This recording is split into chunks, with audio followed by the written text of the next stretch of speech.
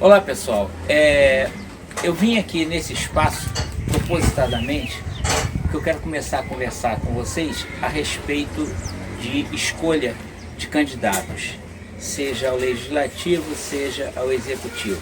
Como nós estamos em época de eleição municipal, eu vou usar a expressão vereadores e prefeitos.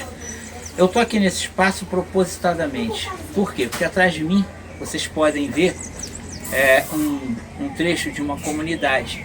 Isso tem a ver com o que eu quero, com os objetivos que eu quero atingir com essa série de vídeos. Embora existem alguns motivos dessa série de vídeos, mas o principal são as comunidades, são essas pessoas que são as que mais são dependentes, mais afetadas, mais prejudicadas ou beneficiadas por boas ou mais escolhas de vereadores, prefeitos, do executivo e do legislativo, como eu falei. Bom, mesmo para aqueles dessas comunidades que não têm oportunidade de vir assistir esse vídeo, ainda assim é para eles. Bom, e uma rápida apresentação para quem não me conhece. Meu nome é Walter, eu vivo política, e preste atenção, eu vivo política e não da política. Jamais tive qualquer cargo de nomeação, ou cargo político, ou qualquer outra coisa. Mas eu vivo política há 35 anos. E desses 35 anos eu passei 33 anos tentando fazer diferença para essas pessoas que vivem em espaços como esse que está aqui atrás de mim. Sempre apoiei candidatos em quem acreditei e apostei. Realizei muita coisa? Sim, consegui. Consegui fazer bastante coisa, mas nem de longe o que eu pretendia. Nem de longe as transformações que eu pretendia conseguir, eu não conseguia. Bom, ainda assim me mantive com a mesma frustração, porque vi mudanças pontuais. Então isso veio frustrando. O que acontece? Bom, em 2018 eu iniciei um processo no qual eu me recusei, obviamente, porque quem trabalha em campanhas, coordena campanhas, etc., é sempre convidado por algum candidato. Eu me recusei a todo esse tipo de trabalho em 2018, porque eu estava focado em encontrar uma outra forma que fosse mais eficiente do que aquela, para que eu pudesse realmente trazer alguma coisa, contribuir de alguma forma mais consistente para que mudanças no processo eleitoral pudessem acontecer. Bom, em 2018 o meu voto foi um voto puramente ideológico, porque eu não tinha ainda pensado em que maneira eu ia fazer isso. E esse ano, nessas eleições, eu decidi, através desses vídeos, fazer o que eu estou dizendo. Eu quero ajudar as pessoas a escolher seu vereador, a escolher seu prefeito. Na verdade, escolher o seu representante do legislativo e o seu representante do executivo. Porque muitos dos princípios que eu vou usar aqui, salvo os ajustes que se tenha que fazer para os outros níveis de poder estadual e federal, de um modo geral o conceito é basicamente o mesmo. O que muda principalmente é que numa campanha municipal você tem a oportunidade de estar muito mais olho no olho do candidato, e o que facilita todo esse processo que eu vou tentar explicar para vocês. O que não quer dizer, o que vai ter que fazer são ajustes quando for a nível estadual e a nível federal. Mas o conceito básico é o mesmo. Bom, o que ocorre? Eu percebi, e essa foi a minha percepção. Eu sei que o que eu estou fazendo hoje serão mudanças de longo prazo, porque isso terá que se espalhar. Nós vamos começar com isso vai atingir algumas pessoas, isso vai se multiplicar, até que a gente consiga um processo. Como eu já não sou uma pessoa nova, eu não sei o quanto eu vou conseguir contribuir para essas mudanças. vai depender muito da população. E você vai entender por que vai depender da população dentro das próprias coisas que eu vou falar aqui. Se as pessoas tiverem interesse em mudar a sua atitude diante de uma eleição, essas mudanças, o que eu estou propondo aqui, podem ocorrer de forma mais rápida. Se não, elas vão se tornar mais lentas, embora eu jamais diria que elas nunca vão ocorrer, porque eu tenho certeza que passo a passo, igual formiguinha, um a um, isso vai promover mudanças a longo prazo. Bom, ensinar eleitores a escolher seus candidatos,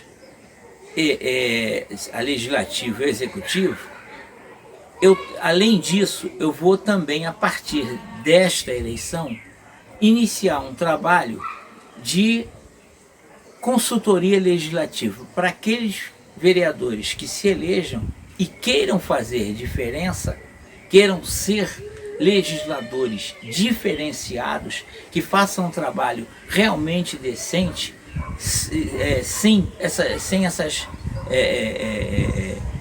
fazer um trabalho que possa ser voltado para a comunidade. Eu vou estar trabalhando, fazendo essa consultoria. Muito bem.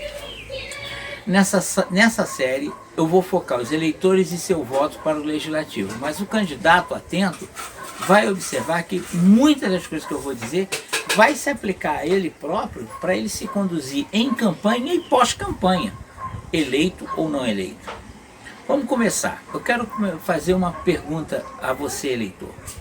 Você vota em vereador porque é seu amiguinho? Você vota em vereador por troca de favores? Por troca de favor, eu quero dizer o seguinte: em algum momento aquela pessoa te fez um favor e aí você ficou compromissado com essa pessoa. Aí essa pessoa vem candidatar e fala assim: poxa, eu queria teu voto, e você se sente na obrigação de ajudá-lo, e você continua votando num vereador porque ele parece bonzinho, porque ele parece honesto. Você tem ouvido há muito tempo, você, eleitor, tem ouvido há muito tempo na seguinte expressão, aquela história do toma lá, dá cá. Mas você sabe realmente como é que isso funciona? Você sabe mesmo o que é esse toma lá, dá cá? Bom, para entender toda essa engrenagem, primeiro de tudo é você entender a função de um vereador. Vereador não realiza nada, ele não faz obra, nada. Se ele chegar numa comunidade e disser que vai fazer uma determinada obra, prometer uma determinada obra numa comunidade, e ele não fizer com dinheiro próprio, do próprio bolso, e aí ele não precisa ser vereador, se ele quer fazer do próprio bolso, ele vai lá e faz. Ele precisa ser vereador para isso, tá? Se ele fizer essa obra, é porque provavelmente já teve um toma lá da cá com o prefeito. Garanto isso. Porque quem realiza é o prefeito, não é vereador.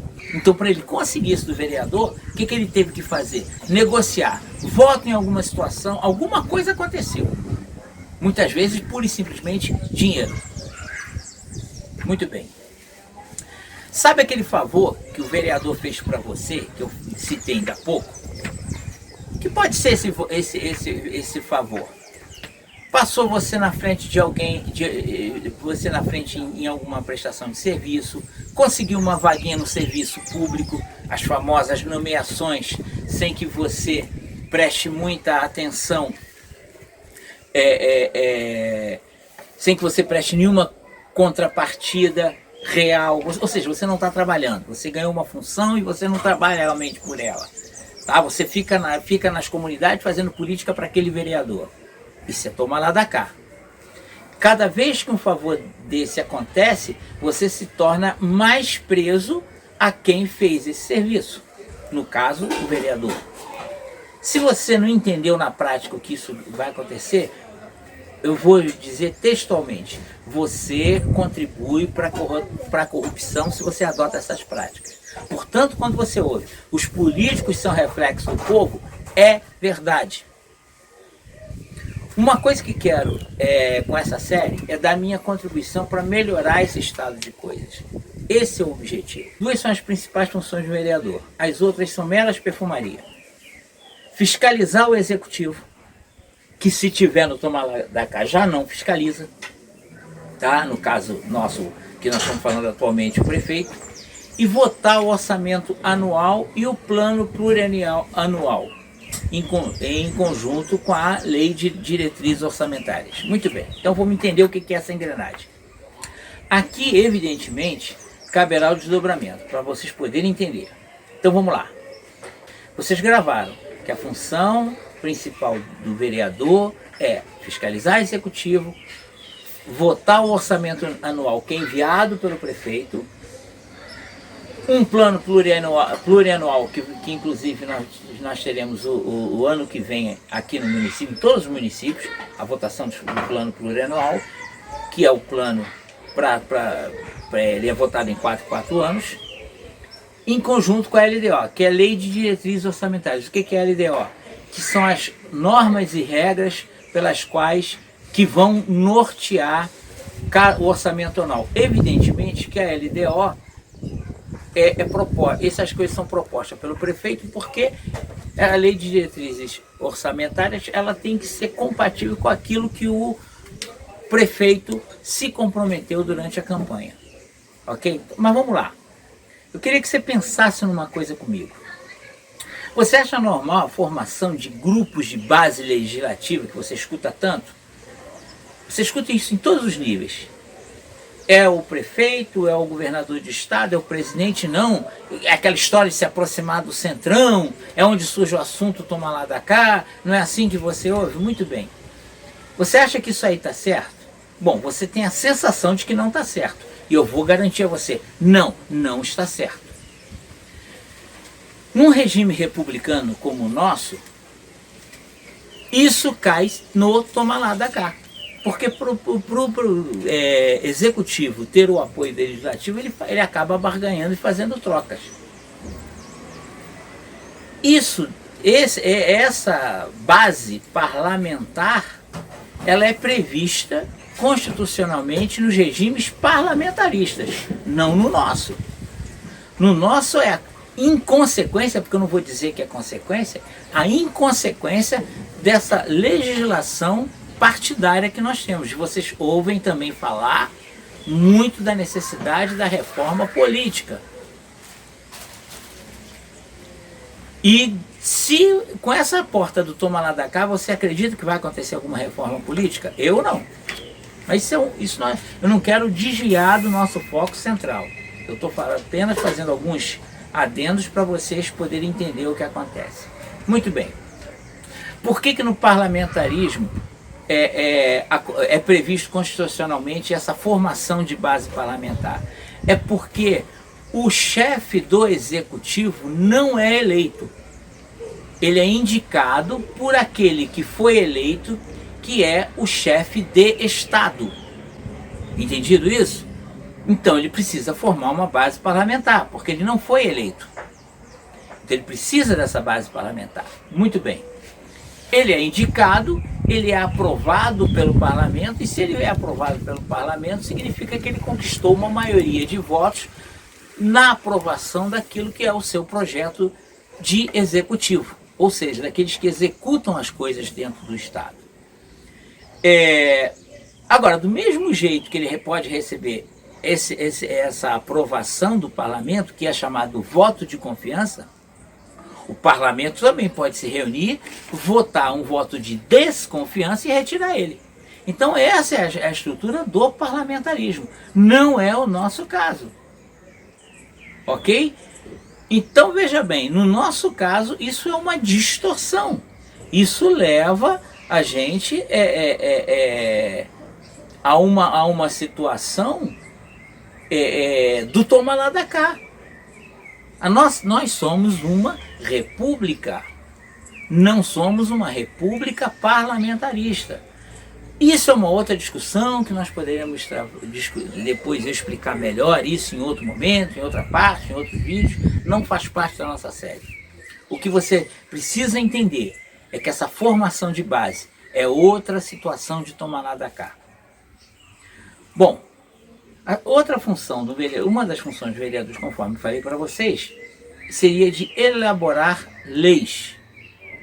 Assunto delicado e que, via de regra, e notadamente no âmbito municipal, 50% desses projetos de lei é bobajada.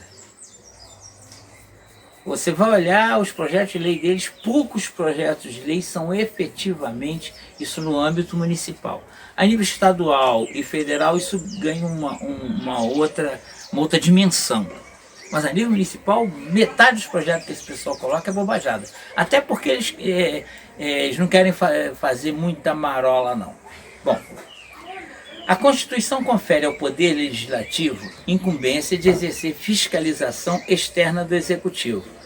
Ora, devendo agir sempre em proteção do interesse do cidadão que representa. Bom, os limites. O que acontece? Vamos pensar essa questão do orçamento. O Executivo envia um orçamento para o Legislativo que tem que aprovar ou não.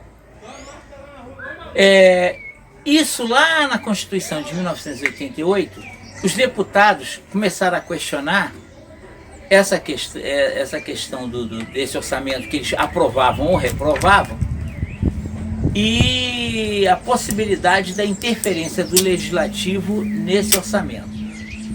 Bom, o argumento a favor é que os deputados precisavam levar até as suas bases reivindicações e obras do seu eleitorado. Em teoria, isso era justo. Em teoria, isso é justo. Muito bem. Em contrapartida, os que eram contra essa posição diziam que se abrisse essa porta, você abria a porta se abrisse a porta, seria uma interferência do Legislativo num programa de governo que foi aprovado nas urnas, que é o programa de governo proposto pelo eleito, pelo Executivo eleito, o que também é verdade. Então, para resolver esse impasse, o que eles fizeram? Criaram um mecanismo no qual uma parte do orçamento seria destinado às emendas dos parlamentares. E aí, cada parlamentar teria um determinado valor no qual ele poderia apresentar projetos para levar para a sua comunidade. Isso entendeu-se na época como um meio termo. Na verdade, isso acabou sendo um problema, na minha opinião, gravíssimo, porque gerou o pior toma lá da cá que se tem no Brasil hoje em dia. São as tais emendas parlamentares, que eu tenho certeza que você já ouviu falar mesmo, sabendo ou não sabendo o que se trata. Essas emendas parlamentares, o que acontece? O Executivo tem o poder de executar ou não, mesmo sendo uma emenda parlamentar. Então o que acontece? Quando o calo aperta politicamente para o Executivo, ele vai e bloqueia os recursos dessas emendas parlamentares de todo mundo. Então veja bem, já tem a situação que aqueles que são de oposição já não conseguem fazer mais nada, porque o Executivo não vai liberar as verbas das emendas parlamentares daqueles que estão na oposição. Passo número 1, isso é óbvio. Passo número 2, os que não são de oposição, que não são nem a favor nem contra, já são os que mais gostam dessa brincadeira, que é o maior toma lá da cá que a gente encontra em toda essa situação. Tá ok, eu voto naquilo que você quer, mas você libera a minha verba. Vocês estão cansados de ver isso na televisão, sendo noticiado em Brasília. Você está cansado de ver isso. Ora bolas, esse é o pior toma lá da cá. Bom, a minha posição nesse caso, desses limites do orçamento, seria o seguinte. Número 1, o Executivo seria obrigado a liberar as emendas parlamentares aprovadas de todos. A única hipótese na qual o Executivo poderia se negar seria uma queda na arrecadação do Estado. Ou seja, se o orçamento previsto, as receitas do orçamento previsto, te sofressem uma queda. Como nós tivemos agora com toda essa pandemia, que a arrecadação do governo caiu assustadoramente. Então, nesse caso, o Executivo teria a prerrogativa de não liberar as verbas. Porque é uma maneira de você bloquear Particularmente eu sou contra essas emendas, mas elas existem em lei, elas não são ilegais, ok? Muito bem. Então essa situação. No próximo vídeo nós vamos começar a trabalhar mais na prática o que você deve questionar a um pretenso candidato seu a vereador. Tá? Até o próximo vídeo. Um grande abraço.